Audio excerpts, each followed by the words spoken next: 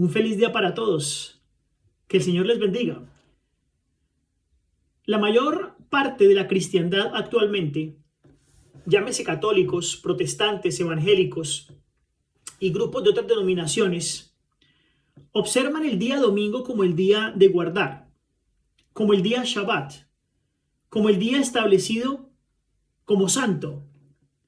Sin embargo, nosotros cuando miramos las Sagradas Escrituras, no encontramos desde Génesis hasta Apocalipsis una base, un versículo que sirva de apoyo para afirmar este tipo de situación. Es decir, el día domingo como día de guardar no cuenta con ningún apoyo bíblico. Por el contrario, encontramos en muchísimos versos, en el Antiguo y en el Nuevo Testamento, desde los patriarcas pasando por los profetas, el mismo Jesucristo y los apóstoles y María la Virgen, que ellos tuvieron un día especial como el día de guardar, como el día sábado, como el día de Dios. Y este es el día sábado.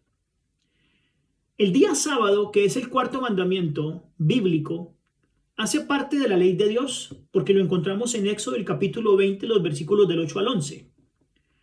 Jesucristo, en su sermón más famoso, dijo en cuanto a la ley: no penséis que he venido para abrogar la ley o los profetas.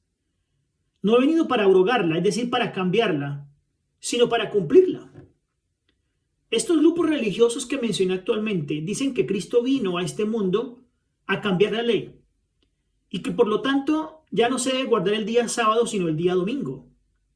Pero el mismo Cristo en el capítulo 5 de Mateo nos dice claramente que vino a cumplir la ley. El Señor Jesucristo cumplió la ley moral, obedeciéndola y exponiéndola a la plenitud de su significado, donde Él guardaba el día sábado y asistía a la iglesia en este día. Sin embargo, ¿por qué se ha cambiado entonces la ley? ¿Qué autoridad han recibido estas personas de otras denominaciones para decir que el día domingo es el día de guardar?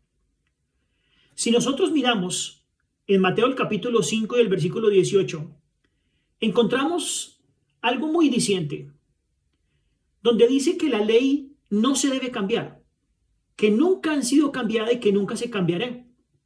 Hasta que pasen el cielo y la tierra, ni una jota ni una tilde pasará de la ley hasta que todo se haya cumplido. Es decir, la ley se escribió y es y será perpetua. No se le puede cambiar ni siquiera una tilde. ¿Por qué entonces algunos grupos religiosos han cambiado el sábado por el domingo? ¿Con qué autoridad? La Biblia es muy clara al decir que no se le puede cambiar ni siquiera una tilde o una jota. Es más, la Biblia nos dice a nosotros que el mandamiento es realmente sagrado e importante. Dice en el versículo 19 de Mateo el capítulo 5 lo siguiente: el que violare pues uno de estos mandamientos, por mínimos que parezcan, y enseñare a los hombres a hacer lo mismo, será tenido por el más pequeño en el reino de los cielos. El que violare uno de los mandamientos. Si yo estoy guardando un día que no es el día establecido por Dios en la Biblia, en este mundo, estoy haciendo partícipe de la violación de uno de los mandamientos.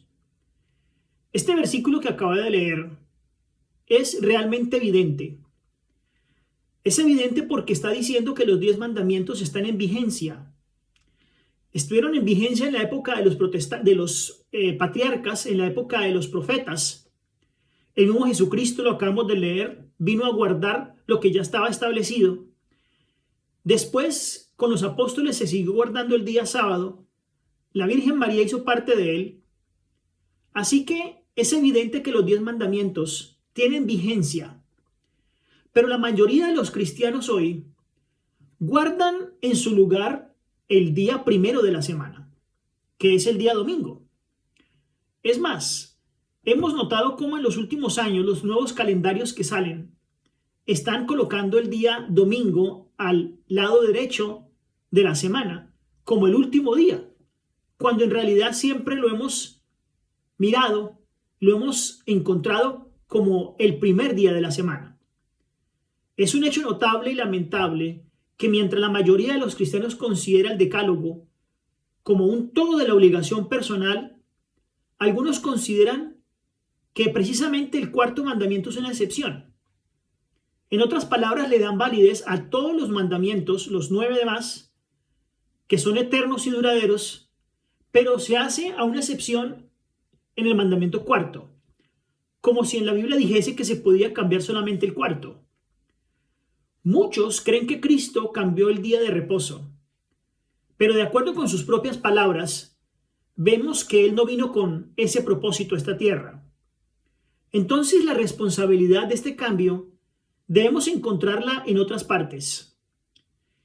Los que creen que Jesús cambió el día de reposo se basan solamente en una suposición, donde dicen que Jesús, después de la resurrección, cambió el día de reposo del séptimo al primer día.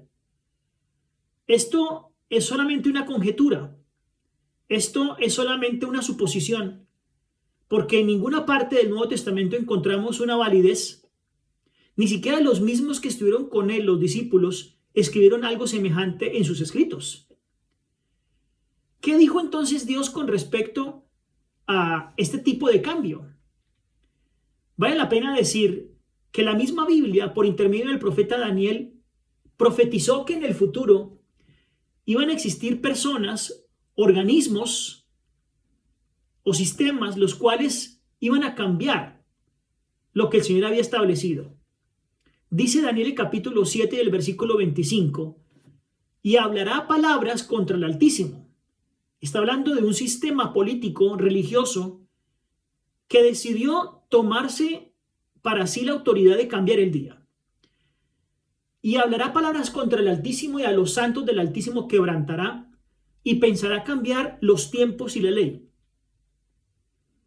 Además, el apóstol Pablo en sus días, viendo que se estaba levantando un nuevo sistema, un nuevo grupo religioso que empezaba a cambiar las cosas que originalmente había dado Cristo Jesús y que estaban establecidas desde un principio por nuestro Padre Celestial.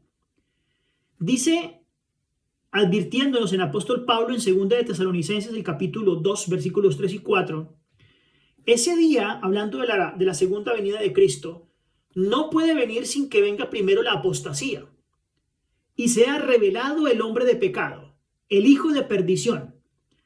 Así es como llama Pablo a este sistema o a este organismo que se iba a levantar en contra o en oposición de Dios. Hombre de pecado, hijo de perdición, el cual se opone a Dios y se ensalza sobre todo lo que se llama Dios o que es objeto de culto. Una manera eficaz por la cual una potencia podría exaltarse por encima de Dios sería arrogándose el derecho de cambiar la ley de Dios y requiriendo que se la obedeciera en lugar de obedecer la ley de Dios. Si nosotros tomamos los 10 mandamientos de Éxodo 20, vamos a leer que en el primer mandamiento dice: no tendrás otros dioses delante de mí. Pero cuando miramos el catecismo de la Iglesia Católica, encontramos con que este mandamiento ha desaparecido. Y el segundo, donde habla de no harás para ti imagen de escultura ni figura alguna de cosas que hay arriba en el cielo ni abajo en la tierra, como segundo mandamiento en la Biblia, tampoco aparece en el catecismo católico como mandamiento. Ellos, en vez de esto, han tomado el mandamiento número 1 y el mandamiento número 2 que los acabo de leer y lo han inscrito en el mandamiento del catecismo de la siguiente forma: amarás a Dios sobre todas las cosas. ¿Quién les autorizó a dar este cambio? Cuando el mismo Jesucristo, Dios Padre, vino a este mundo, su Hijo Jesucristo, a reafirmar y a decirnos que no se podía cambiar ningún punto de la ley. El mandamiento número 3 de Éxodo 20, que los invito a mirarlo en la Biblia, dice: no tomarás el nombre de Jehová tu Dios en vano. Y en el catecismo aparece como el mandamiento número 2. El mandamiento número 4, que es el del cual les estoy hablando, que es el día de reposo, acuérdate del día sábado para santificarlo, aparece en el catecismo católico bajo el número 3 con la simple frase: santificarás las fiestas. Algo muy sutil y muy general, donde no se dice en ningún momento que se debe guardar el día sábado. Los restantes mandamientos, tal como el número 5, honra a tu padre y a tu madre, lo han colocado como el mandamiento número 4 del catecismo.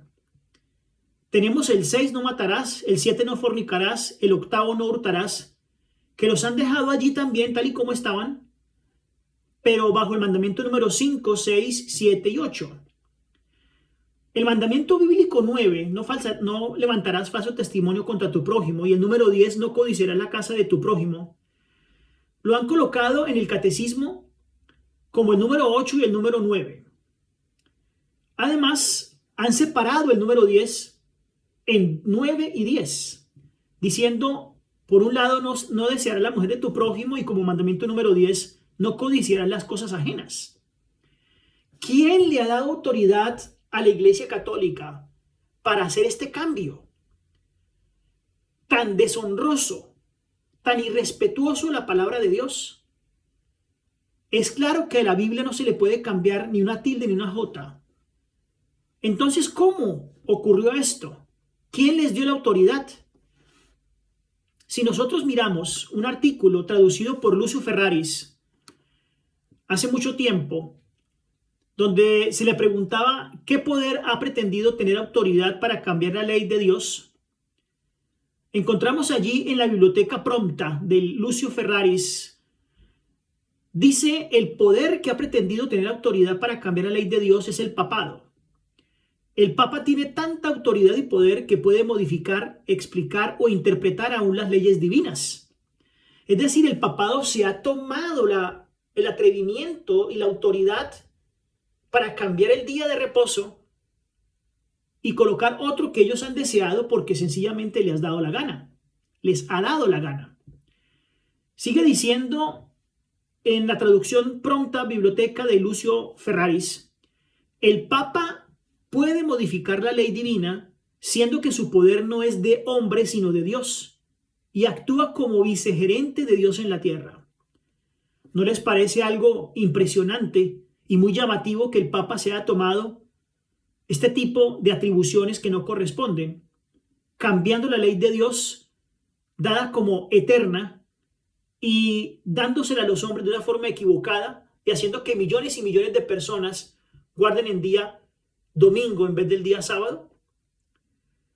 Esto y otras cosas más los invito a que continuemos analizando en este tema llamado el cambio del día de reposo, que con el poder de Dios vamos a observar un poco con más detenimiento. Que el Señor les bendiga.